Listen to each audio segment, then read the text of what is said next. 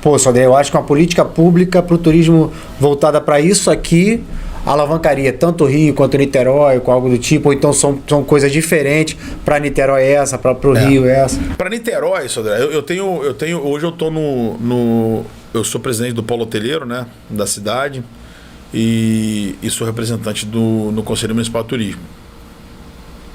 A Niterói, para mim, tá claro, tá? Niterói tem muitas ferramentas que são ferramentas públicas, tá? Tô dizendo, vou falar, por exemplo, do Caminho Niemeyer. O Caminho Niemeyer tem um teatro, tem um auditório, tem um auditório, tem um espaço para você fazer eventos gigantesco. Então, o que eu vejo de Niterói? Se Niterói, ao invés de fazer um investimento na construção de um centro de convenções ou de algo parecido, utilizar essas ferramentas que já tem para o atrativo de eventos com baixo custo. O que é baixo custo? Hoje é muito difícil você fazer um evento. Cara, você fez isso já, você sabe. Então, assim, se eu vou pegar um local no Rio que me custa para fazer um evento de 3 dias 80, 90 mil reais, e a cidade me oferece uma ferramenta em Niterói para fazer, desde que os hotéis utilizados sejam na cidade, os almoços sejam na cidade, as empresas que sejam na cidade, o cara que faz o evento, ele tira da planilha de custo o custo mais pesado. A ferramenta já está lá. A ferramenta já está lá. Sim. E o que eu confesso que eu não tenho conhecimento profundo sobre política pública, mas tenho certeza que o imposto que o consumo desse evento vai gerar na cidade, cara, não deixa de ser um benefício. Claro. E assim... E o mecanismo já está lá, né? Isso. O mecanismo já está lá para ser utilizado, né? A gente fala que então, é a ferramenta do Estado. Eu acho que o que a gente tem que fazer lá é que o Estado facilite e barateie os organizadores de eventos para levar o evento para a cidade e consumir na cidade. Eu acho que eu não posso chegar para um cara que tem um espaço para fazer eventos, que é um espaço privado, para chegar para ele e falar assim, cara, abre mão do teu ganho para... Não faz sentido. Não tem como. Agora, por exemplo, eu fiz eventos dentro do hotel, eventos grandes. Eu fiz, por exemplo, 4 etapas do Brasileiro de Sinuca. Cara, 200 atletas. O meu espaço de eventos, 2 andares, que eles precisam de uma semana de montagem antes e mais 3 dias para desmontar, a gente está falando de quase 120 mil reais de investimento, se ele fosse alugar. Eu não cobrei. Agora, ele hospedou 70 apartamentos, 7 dias. Eu fiz um investimento para mim mesmo. Só que se para mim mesmo funciona, se a cidade fizer, funciona para todo mundo. Funciona, com certeza. Então eu acho que para lá é uma prática muito simples. Para o Rio, que é algo mais complexo, eu vou deixar só uma percepção, que é uma percepção minha mesmo. O problema do Rio, cara, começa no aeroporto.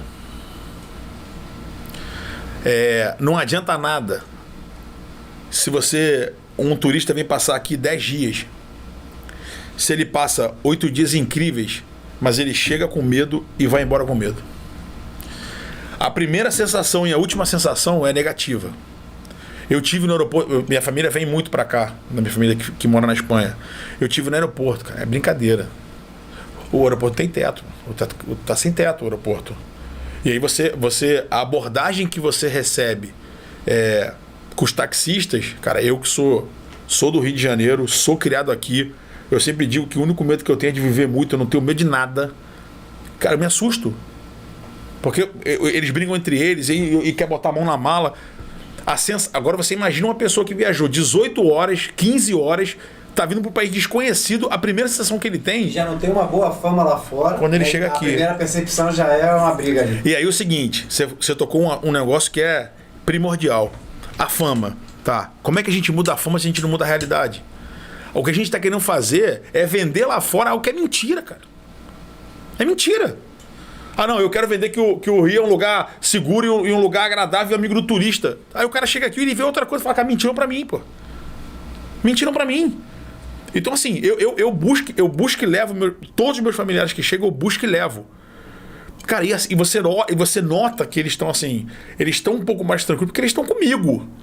Agora você imagina a pessoa vindo sozinha, cara. A sensação que a pessoa tem é de insegurança, assim. Eles estão querendo tirar o meu dinheiro de qualquer maneira. Eles estão querendo, de alguma maneira, se dar bem em cima de mim. O hotel que a gente tinha aqui onde era o antigo Hotel Bento Lisboa, que eu contei a história no início, que hoje é o Hotel Escorial, que não é mais do grupo. Mas eu tive um hóspede meu que chegou da rodoviária. Eu saí do Escorial há 14 anos atrás. O cara cobrou R$98 da rodoviária até o Largo do Machado, porra. Aí eu saí e falei, cara, ele não vai te pagar R$98, esquece. Mas o que você tem a ver com isso? Não, cara. Não é que eu tenho a ver com isso, não. Eu quero que ele volte. Eu vou entregar para ele um bom serviço. Você vai acabar estragando o meu trabalho. Ele não vai te pagar R$98, cara. Você vê quanto é que é a corrida que eu vou te pagar. Eu falei pro hóspede, pode entrar. E o hóspede é amedrontado. Cara, R$100 da rodoviária pro Largo do Machado. Então, assim, esse cara vai embora feliz, ele vai dizer assim, ó, é lindo, várias fotos, mas eu não vou mais.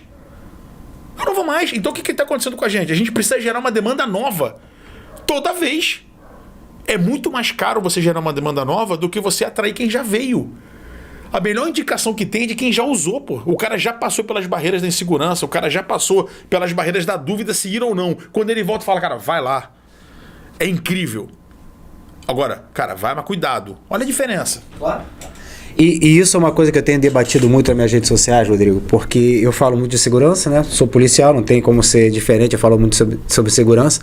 E o que eu falo nas minhas redes sociais sobre segurança, da segurança ser a base da nossa sociedade, né? Aqui Brasil, Rio de Janeiro principalmente, e você falou sobre isso agora, né?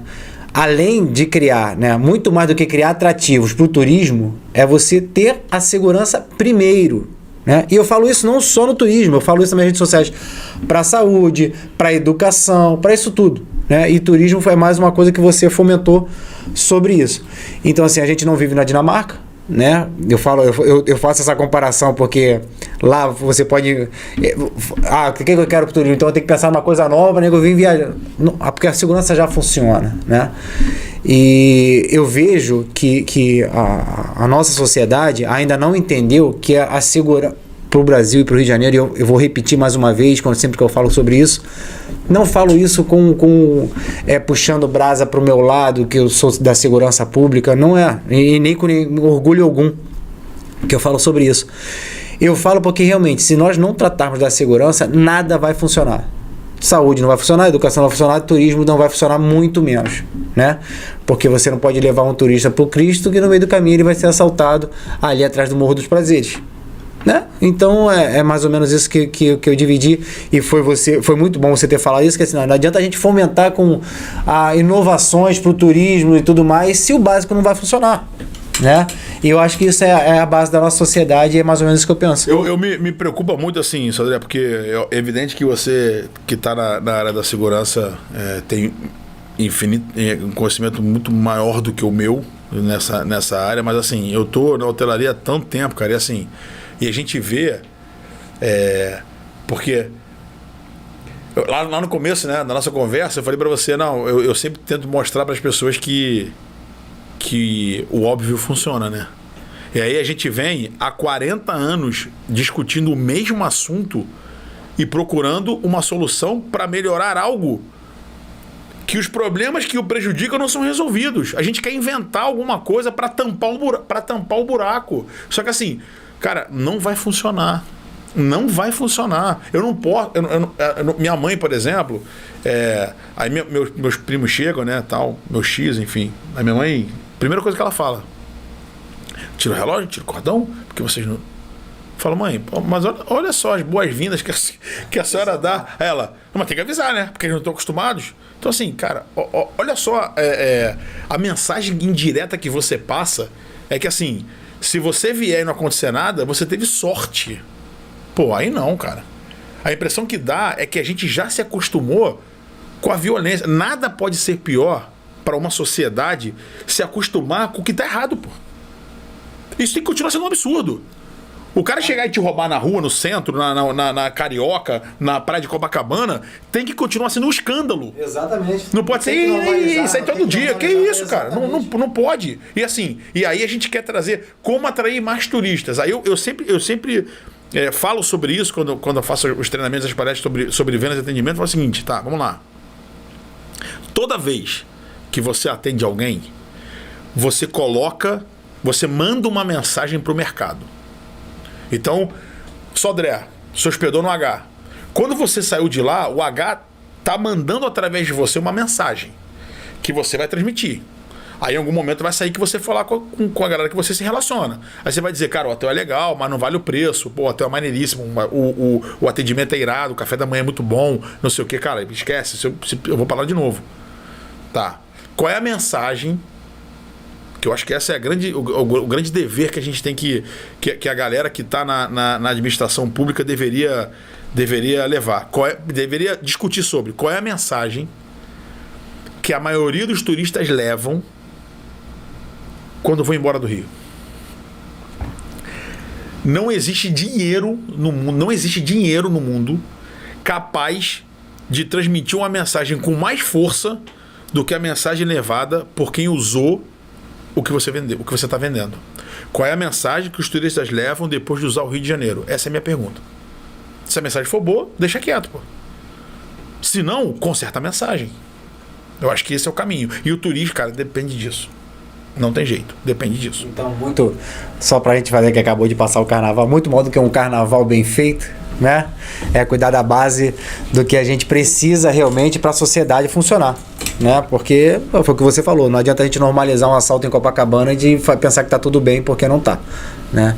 É mais ou menos isso. Entendi. Então, no Brasil, ainda tem esse ranço, é uma opinião extremamente pessoal, extremamente, e bem polêmica. Onde a literatura que é imposta de clássicos pra gente, no todo o nosso processo de formação educacional, eu acho que não funciona. Livros ruins? Não. Mas não são livros em que a beleza ou a mensagem serão absorvidos por pessoas naquela faixa etária. Olha o Curtiço, com 12 anos. Não vai, cara, não vai absorver. Entendeu? Dom Casmurro. A literatura no colégio está tentando linkar com a base histórica que você está estudando, né? Eu acho que é mais ou menos isso que eles tentam fazer esse link. Na verdade, eu acho que tem um programa engessado. E o tipo de leitura não é para aquela idade do garoto que está estudando aquela parte da história. Programa engessado, um programa, eu acho, engessado. É um programa que quer valorizar a literatura nacional. Né? Mas tem literatura nacional que eu falei, de repente, de fantasia, porque de fantasia, mas eu fui interessado pela Globo, Rede Globo.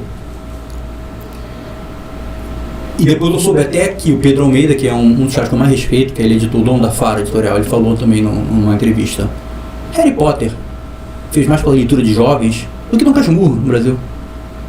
Bom, aceita. Achar que é melhor que J.K. Rowling, ou vice-versa, não, nem disso que se trata. É que aquela leitura fica, que parada legal. Veja bem, tem gente que lê Harry Potter e só leu Harry Potter. Mas a gente quer ele abrir uma porta. Cara, isso aqui eu posso me divertir lendo. Que parada legal, que eu gosto de divertir. Entendeu? O outro parou, travou. Ah, não, livro é aquilo que eu fui obrigado. Tem mais que eu obrigado. Sim. Foi muito ruim a experiência. Foi traumática a experiência. É como eu falei, foi um paralelo com o jiu-jitsu. Quase todo mundo fez um paralelo com o jiu-jitsu. É a garota que quebrou o braço na hora errada. São livros bons, mas você tem que ter uma bagagem para entender e absorver. Uma bagagem até de vida. Ou até de linguagem, dependendo da linguagem, se for antiga, fica mais difícil ainda. Vai dar Dostoiévski com um garoto de 14 anos ler. Eu conheci um cara que até é um estudioso muito famoso, que leu Platão com 13 anos. Ele é um ponto fora da curva. É normal. Então, tem muita coisa errada. Então, no processo de formação do leitor, que teria pai e mãe, não fala leia, faça como eu faço. Porque a criança é uma esponja, está absorvendo tudo em casa. Tudo. O que fala, como age, como respeita, o que dá valor, tudo. Está formando, é uma coisa muito complexa. Tem um filho, sabe? É impressionante. Muda a tua vida. Quem é pai decente, quem é pai de verdade, né? Então, durante a formação, apresenta, deixa aquilo ali agradável, vai descobrindo o gosto do filho. E através disso tem uma literatura não só de idade, como de assuntos adequados, entendeu? Quando a pessoa é mais velha, por exemplo, não gosto muito de ler não, o cara adora suspense, filme de suspense. Mas um livro bom de suspense, da Unifés Negras. Sendo um gestor público. Sim. Você acha que teria como, né, um projeto de lei, uma lei, alguma coisa que pudesse regular isso? O que é? brecar esse endividamento através de algum dispositivo da gestão pública, né, para brecar esse comércio do endividamento do brasileiro? Olha, a gente está falando de coisa muito grande. Vou falar uma coisa e depois, se quiser cortar, pode cortar, batata, pode fazer o que for. Hoje, aqui a gente não corta nada. Eu vou falar uma coisa muito foda, na minha opinião. Eu não acredito mais, velho. É muito triste falar isso. Eu não acredito mais. Eu estou fazendo o melhor que eu posso em tudo que eu faço na minha vida. Pode parecer hipocrisia, mas eu não acredito mais. Eu acredito que a gente tem que... Se eu não puder atrasar o batata, eu não vou atrasar, eu vou fazer a minha parte. Eu faço a minha casa, o Brasil que eu quero. A educação que eu quero, sabe? Eu vou buscando as coisas, mas eu vou buscando por mais, Sodré, que eu veja as coisas e eu vou falar. Quando eu vi o Joaquim Barbosa desistindo ali, eu falei, caraca, mano, se o Joaquim Barbosa desistir dessa porra toda, fudeu. Que é isso? Não, mas não, eu sou muito realista. Então o que eu faço? Eu vou me blindando. Quando eu morava no morro, quando eu via as paradas erradas, eu abaixava a cabeça e torcia. Eu não tinha quem pedir ajuda. Eu não recriminava não, mas quando eu descia para trabalhar, eu via coisas, falei, meu Deus, tomara que não me veja nada. E eu abaixava a cabeça. Eu tô vivendo assim hoje no Brasil. Eu abaixo a cabeça, vou me blindando das coisas que eu tô vendo, não ataco, vou me blindando e vou aceitando algumas coisas que eu não tenho a quem pedir ajuda. Então o que eu faço? Como é que eu posso te ajudar?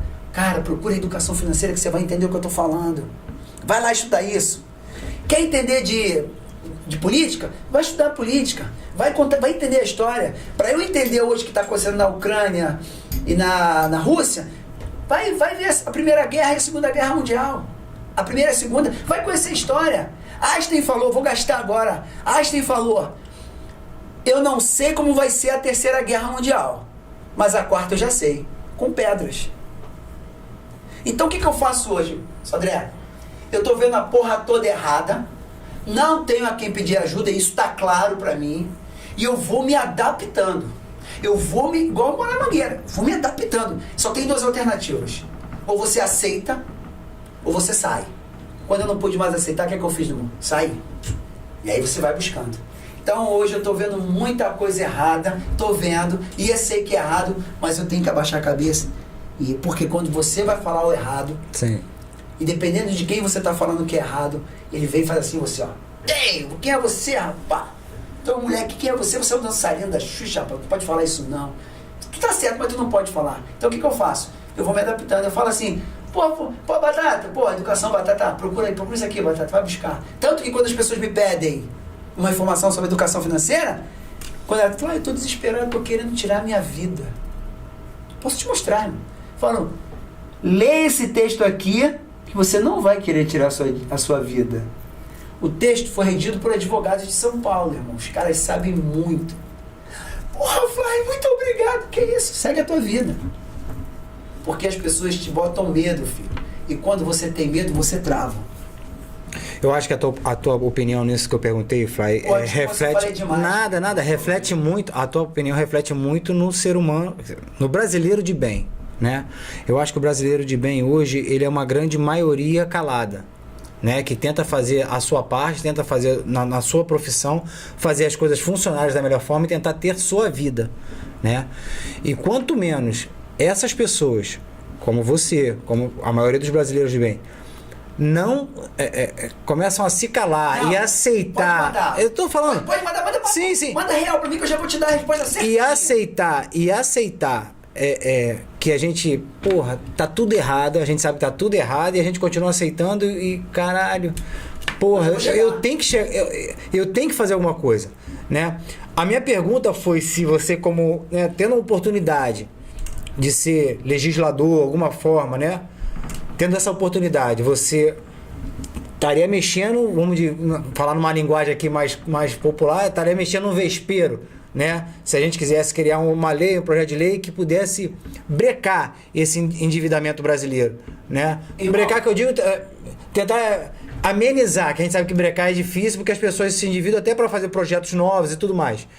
Mas eu estou falando de uma forma de regulamentar esse mercado que eu acho que já extrapolou. Então, vamos lá. Eu perdi meu raciocínio, mas eu vou tentar trazer para mim.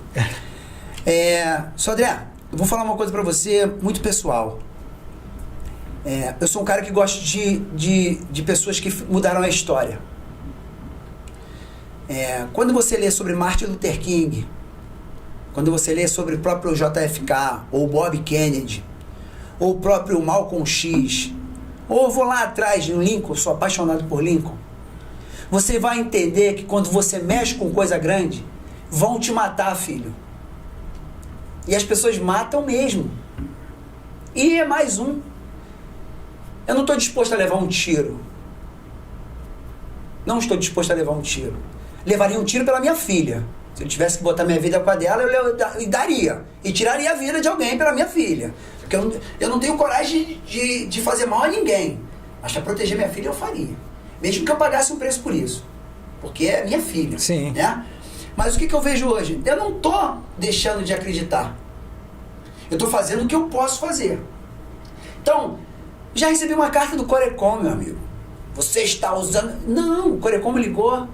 Pô, Fly, então... Não, pô, olha só, o trabalho que eu faço não é de mercado financeiro ou de economista.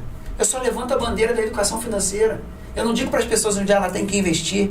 Eu tenho um comprometimento comigo. Eu quero dizer para as pessoas, procurem educação financeira. Eu estava tão chato que eu parecia aquele evangélico que pegava as pessoas pelo braço e queria levar para a igreja. E quando o evangélico quer te levar para a igreja, não é porque ele está querendo sufocar, é porque ele encontrou uma luz para ele quer dizer para todo mundo e funciona. Funciona. E com a educação financeira estava assim, chato pra caralho. Quando as pessoas me vêem na rua correndo 3 horas da manhã, vai tomar no cu, maluco do caralho. Aí eu, vai com Deus, irmão, porque ele não aceita que eu tô correndo naquela hora, porque ele não consegue. Então, quando você mexe com o sistema, nego vai dizer, um dançarino. Quantas vezes falou, um dançarino da Xuxa falando de educação financeira, o mundo acabou, porque o cara não acredita. Mas eu faço o que ele faz. Mas ele não faz o que eu faço. E se eu falo isso, até arrogante pra caralho, ué. Porque as pessoas estão dispostas a te falar o que querem, mas não estão dispostas a ouvir. Então, não é que eu desisti. Exatamente. Eu tô fazendo a minha parte. É uma quebra de paradigma, né? Vamos dizer assim, é uma quebra de paradigma que a gente consegue fazer. Eu te entendi perfeitamente, né? Eu acho que esse receio também é de uma grande parte da população, né? Que realmente faz. Mas sempre tem uns malucos também que também estão pra dentro pra porrada e vamos que vamos. Aí é outra história. Aí eu volto na primeira... Importante, galera, aqui do podcast, não é discurso de ódio, não tenho ódio, sou um cara do bem pra caramba. Já tomei muita porrada na vida, já tomei tapa na cara na vida, já fui humilhado na vida e nunca levantei nada contra ninguém. Mas o papo é reto, a verdade tem que ser dita, tá difícil pra caralho, a gente tá lutando todo dia, a gente tá vendo a porra toda errada e vão dizer que eu sou de direita, de esquerda, cabeça, ombro, joelho e pé. Não, eu sou um brasileiro que sempre usei o respeito e a educação que Dona Cássia me deu, sem estudo, minha mãe não tinha estudo, e a educação que ela me deu é a educação do olhar, não era medo, era respeito. E nós perdemos o respeito um pelo outro. As pessoas não estão se ajudando, as pessoas só estão criticando e as pessoas estão acreditando em qualquer coisa que estão falando. Então, qual é a melhor coisa que existe no mundo? Educação. E é isso que eu passo para minha filha.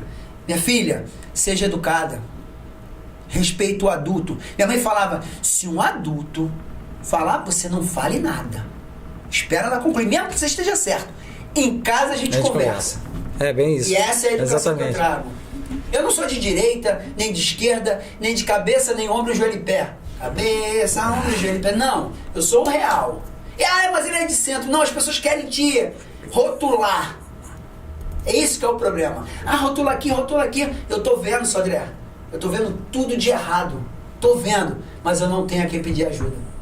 É por isso que eu falo, leia sobre Martin Luther King, leia sobre Lincoln, procure essas pessoas que eu falei que vocês vão entender o que eu estou falando. Porque quando as pessoas não têm como te... Elas vão fazer o seguinte, exemplo, eu fiz o flash mob do Papa.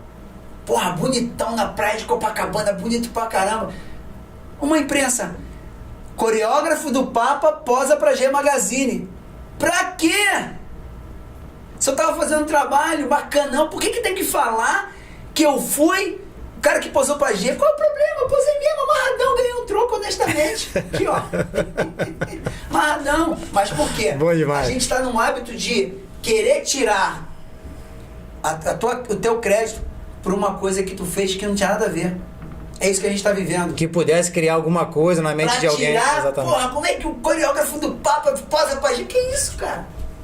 Esse é o problema. As pessoas estão encontrando forma de te tirar a sua credibilidade. Aí, contar a tua história todo dia, só deve estar me dando a oportunidade de contar aqui pra você. Pra mim é bacana, mas contar a tua história todo dia cansa, irmão. Tem uma hora que cansa. E repito, não é discurso de ódio. É um papo de um brasileiro que tá vendo a porra toda errada e não tá podendo fazer nada. É isso Muita que me gente. mata. É muita gente. Viu o trabalho que tu faz e às vezes eu via você como aquele cara da sessão da tarde, aquele professor, lembra dos filmes que tinha na sessão da tarde, que o professor chegava num lugar e tinha que mudar algumas coisas e as pessoas ainda não, e quando o professor vai embora, não vai embora não, professor. Amor, como é que é, professor? Não, tem um filme que é muito falado, Coach Carter.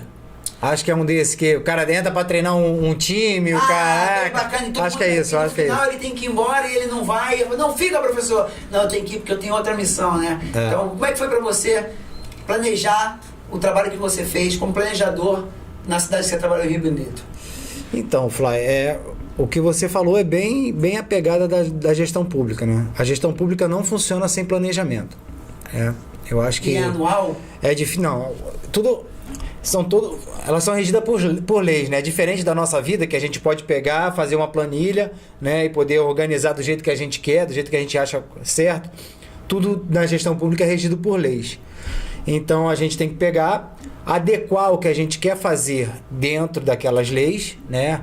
Aí vem a LDO, o planejamento PPA, né? Isso tudo que você tem que entregar para o legislativo, como vai funcionar a tua gestão naquele período que você vai estar ali trabalhando ali dentro. Então, isso tudo é regido pelas leis, a gente tem que se adequar dentro dela, né? Você, no primeiro ano que você fica, você recebe o planejamento anterior, da gestão anterior, então não é seu, você trabalha com o planejamento da gestão anterior, e isso tudo funciona através desse planejamento dessas leis. Só que é difícil, porque assim, você pega a gestão pública hoje, quando deixam para você como executivo, né? Eu não era o chefe do executivo, mas eu trabalhava no executivo. Fica pra gente muito quebrada, muito endividada, né? Você trabalha com dívida, né? Então é difícil você trabalhar com a dívida? Já entra devendo. Então, quer dizer, hoje o chefe do executivo que trabalha na gestão pública já entra devendo. Quer dizer, você e o planejamento, trabalho endividado? E o planejamento é o planejamento que o gestor antigo deixou para você. Você trabalhou um ano com planejamento antigo. Mas com a dívida? Com a dívida. Calma aí. Dificilmente você vai se tornar um gestor público do executivo que não deixe para você uma dívida para você administrar, né? Isso ocorre, é uma cultura errada do brasileiro, né? O certo seria você entregar as finanças do município, do estado, saudáveis para o gestor que vem após você. Isso é o correto. Mas o correto não acontece.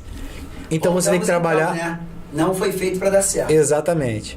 Mas você tem que trabalhar dentro do que você tem na mão para poder fazer as coisas andarem e dar certo em prol da população. É por isso que eu acho que eu acho que eu não me daria bem na política, porque eu sou virginiano, cara, chato pra caramba, com horário, com organização, se não for correto... É difícil. Na gestão pública, cada vez você aprende, tem que tirar vários coelhos da cartola, então, de vez em quando. Por quê? Agora eu vou te perguntar, depois você pode cortar na edição se não quiser falar também, que é o Batata que vai editar, mas por que você entra sabendo que é assim? Flávio, a vida, né, do Rafael Sodré, depois eu fiquei analisando isso, pós-gestão pública, que eu sempre tentei ajudar os outros de alguma forma. Sempre. Até do batalhão, sendo atleta, o pessoal vinha tirar dúvidas, né, sobre o atletismo, como pode fazer, alimentação e tudo mais. E a minha vida foi tentando fazer. Bem antes de entrar na vida pública, eu já tentava ajudar as pessoas que precisavam, que tinham mais necessidade, né? Fazer da melhor forma que eu podia, reunir os amigos. Pô, me dá isso aqui que eu vou levar num orfanato, levar assim. Com a empresa eu ganhei possibilidades maiores, né? Tendo os eventos da empresa. eu ganhei possibilidade maior de ajudar, eu conseguiria angariar muito mais coisas para poder levar para essas pessoas que precisam. Então, eu acho que a visão de querer o melhor para a coletividade foi o que me levou para lá. E, claro, né, a gente tem sonhos, né, muito maiores do que a gente imagina. Sonhos são construídos na nossa vida, as oportunidades vão aparecendo, né, as coisas vão acontecer na sua vida. Acho que eu falo isso até numa palestra minha, que eu falo sobre o empreendedorismo, né, eu tenho palestra sobre isso. Eu falo que tem um tipo de empreendedor que não está no livro, né, que não está em lugar nenhum, que acontece a toda hora e a gente não percebe, que é o cavalo encilhado. Que o cavalo encilhado passa várias vezes na nossa vida, e a gente monta se a gente quiser ou não. O que é o cavalo encilhado? O cavalo encilhado é o cavalo que está com a sela pronta para você montar, né? Ele passa, que são as oportunidades da sua vida. Se você subir naquela hora, perde. Perde, né? Então são as oportunidades que surgem pra gente, né, da gente fazer uma coisa diferente, de fazer acontecer realmente, e a gente tem que aproveitar o cavalo encilhado.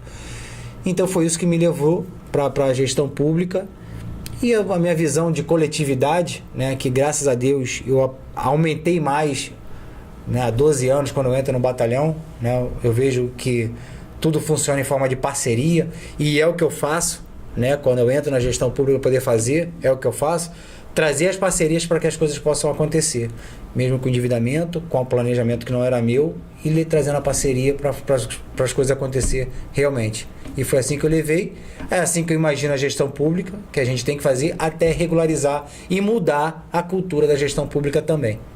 Entendi.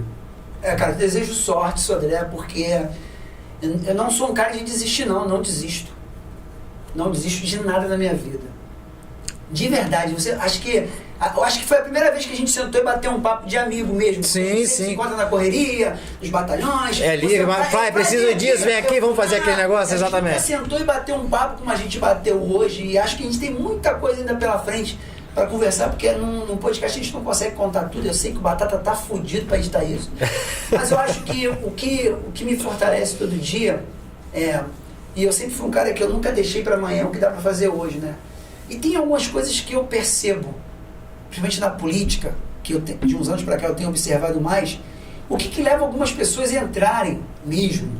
Não vou dar nomes pra gente não causar polêmica, mas às vezes eu vejo um cara tão foda no que ele faz, ele chegou a um patamar na vida dele tão foda, por que ele entra na política? Aí já eu comecei a parar a pensar, porque a gente precisa se sentir vivo e desafiado.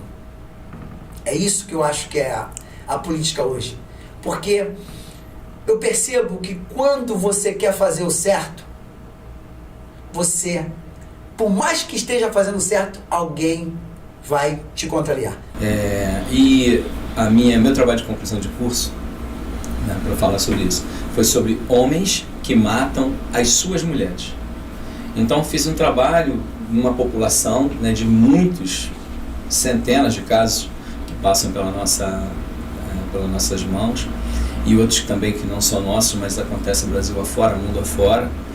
E aqui selecionei 50 indivíduos que mataram as suas mulheres. Então eu coloco em caixa alta esses suas, porque essa mulher, ela entra num processo, dentro desse problema, né? Dentro dessa discussão muito pessoal entre esse homem e essa mulher, e ele com ele mesmo, ele a coisifica. Não é mais a mulher dele, ela é coisificada, ela é um problema que ele vai resolver. Você não tem mais um olhar humano sobre o outro. Então, nesse processo, às vezes uma separação, às vezes uma rejeição, uma dificuldade qualquer dentro dessa comunicação, ele a coisifica. E a mulher, no caso, ela não identifica isso. Ela está se relacionando muitas vezes com o pai dos filhos, né, com um ex-amor, né, alguém que foi tão importante na vida dela, como ela foi importante na vida dele, e ela não consegue perceber esse perigo, né? Natural. Por quê? Porque você só acha que o outro é capaz de fazer aquilo que você seria capaz de fazer. E você diz assim, mas eu não mataria. Mas isso não serve para essa discussão. Isso não é referência. Você não é referência. E aí uma, né, disse assim, ele não mata nenhuma barata. O pai falou, minha filha, toma cuidado, por favor. Esse rapaz está muito nervoso, né? Ele está te perseguindo. Papai, fica tranquilo. Ele não mata nenhuma barata. Você não mata. É o seu ponto de referência, que não serve para esse tipo de situação em que você se encontra, que você não se colocou, né, nessa posição, mas ele vai resolver isso. Por quê? Por trás disso, ele está num momento de muita angústia pela rejeição, né, por uma pretensão, preterimento qualquer, né? Ele foi preterido, ele foi descartado, isso tudo na cabeça dele. Ele não compreende que é o fim de uma relação. E ele não consegue compreender. E ela não quer mais. Só que nesse processo, onde ele se encontra angustiado, ele só vai se sentir aliviado com a destruição desse objeto. Não é mais a mulher. É a rejeição. Ela foi coisificada. Ela é uma coisa para ele. Ela é um problema, sai do status pessoa para o status problema. E problema a gente resolve. Olha você nessa posição. Papai avisou, a amiga avisou, todo mundo diz, olha, ele já fez isso numa outra relação. E o que ela pensa? Não, mas eu vou ajudá-lo e ele vai mudar. Você é o que você faz repetidamente. Você vem de 3 relacionamentos onde você foi abusivo. Nesse quarto, pode mudar? Pode mudar. Mas os sinais não estão indicando isso. Você está lá, você está perseguindo, você fica dormindo na porta da casa, você persegue, você liga, né? Você tem a chave, você quando chega lá, ele está dentro do apartamento, nesse caso, né? Você não seria assim tão explícito, porque esse caso ainda está em processo, né? Não foi julgado ainda, né? Nem sei se ele continua preso, né? Então vamos ter um pouco de cautela em relação a isso. Mas num determinado dia ela chega em casa e ele está lá dentro. O que você está fazendo aqui? Não me pegar alguma jogada? Por que ele não avisou? Não, ele quer o contato. Um copo com água, por favor, e tudo mais. Aí pega uma caneca. Aí fala assim, poxa, esse copo aqui foi daquele encontro que nós tivemos, né? Nós fomos a um show juntos, e aí aquilo traz o quê? Uma série de recordações. E dentro dessas recordações, uma ferida emocional, a rejeição. E dentro disso tudo, sabendo ou não sabendo, ouviu dizer que a pessoa já está num outro relacionamento. E para esse, assim, vamos dizer, vou tratar aqui vítima e autor, né, do crime de feminicídio, assim. Para esse autor, existe... Vítima, autor e toda uma constelação que está ali assistindo tudo, mas que muitos... participa. Não digo participa do crime propriamente dito. Participa da história. Eles são personagens. Sim. Mas que muitos deles falam, ele não vai fazer isso com a minha irmã, ele não faria isso. Ele não faz mal a ninguém. Só que é um homem dentro de uma circunstância. É daí da pergunta que eu quero te fazer, né? Autor e vítima. Autor, vítima, e você agregou toda a constelação. Quem seria a pessoa, né, com mais capacidade de prever ou então de prevenir? Aí volto àquele início nosso. Qual é o maior desafio de um homem? O autoconhecimento. E qual é a coisa mais fácil para você dar para o outro? Conselho. E aí você dá o conselho, você fala de outros casos, mas é o seu caso. Comigo não vai acontecer. Mas aí volta a dizer, você está falando de que lugar? Do seu lugar. Do valor que você dá às coisas. Das importâncias que são muito ímpares. Ela é singular. Essa moça, né? Essa vítima, ela não consegue alcançar, né? Ver esse perigo, porque ela não faria isso. Ela simplesmente deu as costas e foi viver a sua vida. Mas ele não. E aí isso é muito dele. Você está dentro da cabeça dele. E você não vai conseguir visitar isso. Então você não pode duvidar. Você tem que ouvir as pessoas né? E entender que isso é uma ocorrência. Quantas mulheres, eu não tenho esse número, né, são mortas numa mesma circunstância que essa? Um caso, e muitos deles, tá? De um possível assassino em série, ele foi impedido de cometer outro crime, que é como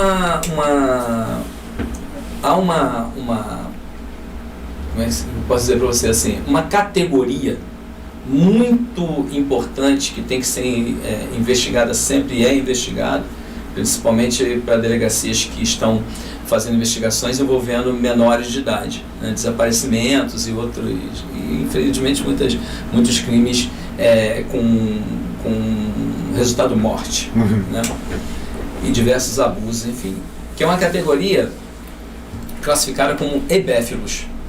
Os hebéfilos, eles são caçadores de meninas púberes. Olha só, não vou nem me aprofundar porque existe muita discussão nesse sentido, mas nós identificamos indivíduos que matam meninas, né, ali no início, né, dessa formação, indo ali para a adolescência, de 9, 10, 11 anos de idade. Inclusive já prendemos, né, indivíduos que cometeram esses crimes bárbaros. Então, o que ele faz? Ele olha para uma menina, ele identifica esse alvo, essa assinatura, ele identifica esse alvo, ele escolhe, né, sequestrar, né, ele vai em algum momento apanhá-la de surpresa, né, ele se mistura naquela sociedade, naquele lugar onde ninguém sabe quem ele é. Ele já veio de um crime na adolescência, né? Ele já matou uma outra menina. Só que para sua proteção, natural que façam isso. Não estou falando da questão legal, de você chegar e dizer, poxa, mas isso não é justo, não vou discutir direito, justiça e legalidade aqui. Não dá. Mas a pergunta fica aí, se é justo. Ele cometeu um crime, ele vai para essa população, sai de um outro estado e vem para cá, para o Rio de Janeiro. E ele vai para para um lugar onde ninguém sabe quem ele é.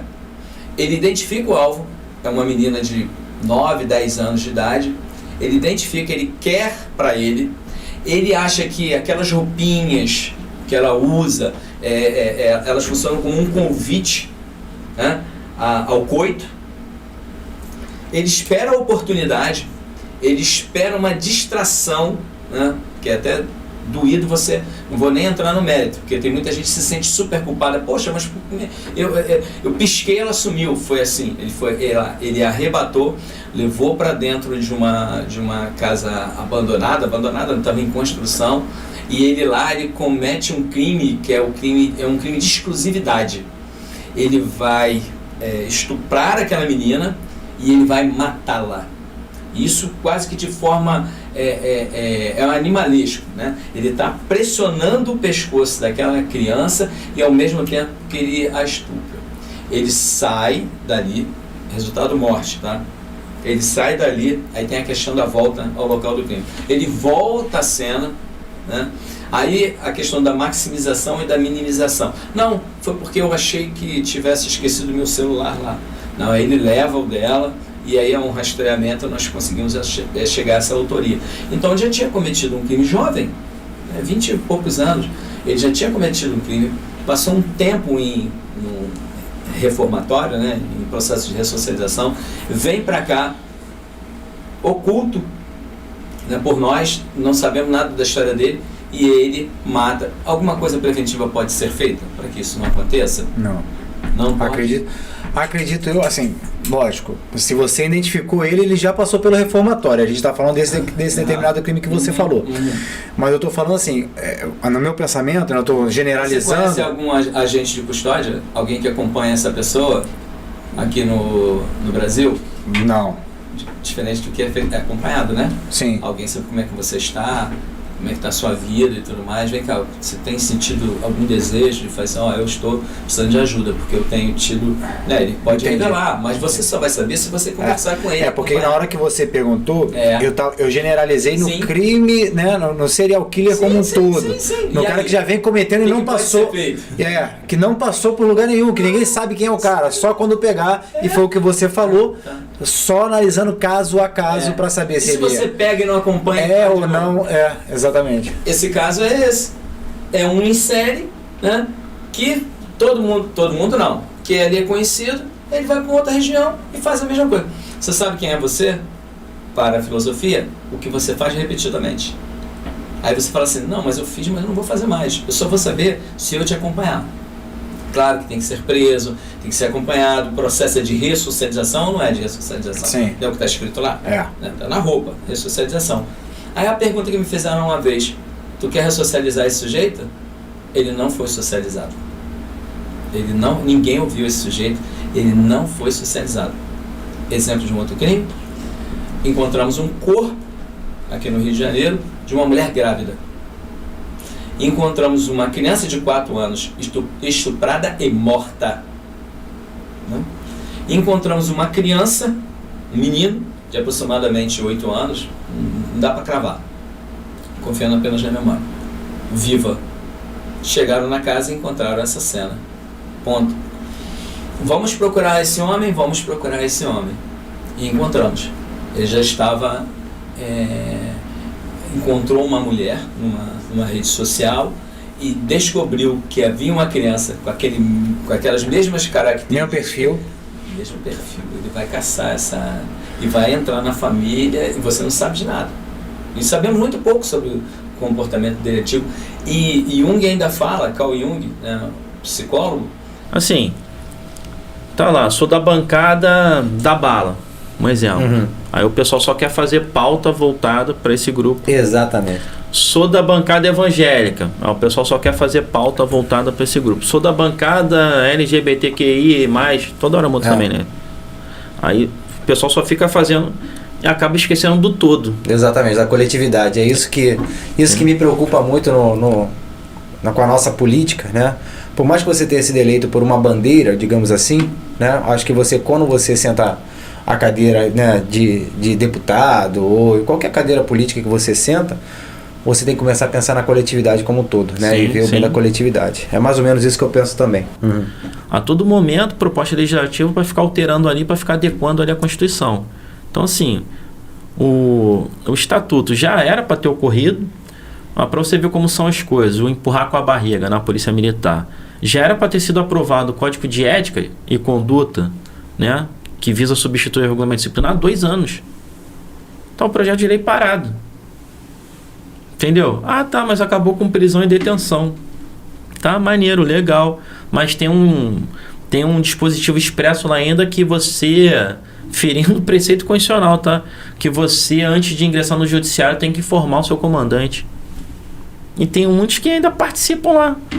Comandante, vou informando o senhor que eu vou botar a ti na justiça. Porra, pelo amor de Deus. Não existe. Entendeu? Tem norma lá ainda. Quer ver? Deixar de cumprir ou não cumprir normas regulamentares na esfera das suas atribuições. Eu sempre pergunto, quando vou responder um documento de razões de defesa. Tá bom, qual a norma que não foi cumprida? Não pode ser muito vaga e genérica. A nossa legislação não permite denunciação vaga e genérica. Pô, imagina o Ministério Público acusando todo mundo com denúncia vaga e genérica. Ah, não, Rafael Soderá, tá uma denúncia aqui pra você que um cara morreu, eu acho que foi você. Você? Pô, como assim? Ah, não, eu acho. Reclama aí na instrução processual, você fala que não foi. Traz uma testemunha lá. Mas responde. Toma esse trabalhinho pra você responder. Tá entendendo? Então, assim, comportamento, né? Queda, melhoria de comportamento. Aí você toma uma punição administrativa, uma repreensão, 5 anos para poder limpar. 5, 6 anos, não lembro agora. Pô, 3 anos para limpar uma advertência. Pelo amor de Deus. Amigo, tomou advertência, tá lá 6 meses limpa, pô. Repreensão, 1 ano limpa. Tá lá, o cara mandou, tomou uma repreensão. Conduta administrativa do cara voltou a ser boa. Não tem por que aquilo ficar na ficha. Porque às vezes também é que ela é uma única. Aconteceu uma única coisa com o cara, que alguma circunstância levou aquilo, né? E o cara que às vezes é um policial exemplar, mas fica meio que preso ali na ficha dele. E tá tudo ali. Então, assim, eu né, entendo que o estatuto deva ser mudado, alterado, criado um novo, e de forma urgente. Então, teremos eleições esse ano. Sim. Né? Então, acredito que... é um vespeiro. Amigo, não sei. Sei que tem que mudar. Eu sei que tem que mudar. Eu vou puxar mais um pouco desse assunto contigo, porque eu tive a oportunidade agora, né? 2021 eu fui secretário de Segurança e Ordem Pública de Rio Bonito. E para adequar a cidade à Lei 13022, eu tive a honra de escrever o Estatuto para a Guarda Municipal de lá. Então eu escrevi num diploma único o Estatuto e o plano de cargos e salário deles. Né? E quando eu pensei no Estatuto que eu tinha que escrever, eu vi todas as circunstâncias que envolviam o caso, e uma delas era a inserção das guardas no caput do 144, né? Que isso está sendo brigado lá. E há muitos entendimentos que a própria Lei 13022 já dá o poder de polícia à Guarda Municipal, quanto ao armamento, né, isso tudo. Ontem eu vi um vídeo da Guarda Civil Municipal de São Paulo que já está usando fuzil, né? Então eu vi tudo isso, né, todas essas circunstâncias, tudo que englobava esse assunto que eu teria que escrever no Estatuto, e eu pensei exatamente no Estatuto como polícia para eles. E eu via, né, no meu entendimento, o que faltava à polícia militar, e fui tentando colocar para esses caras, para eles ficarem mais adequado possível ao trabalho policial militar.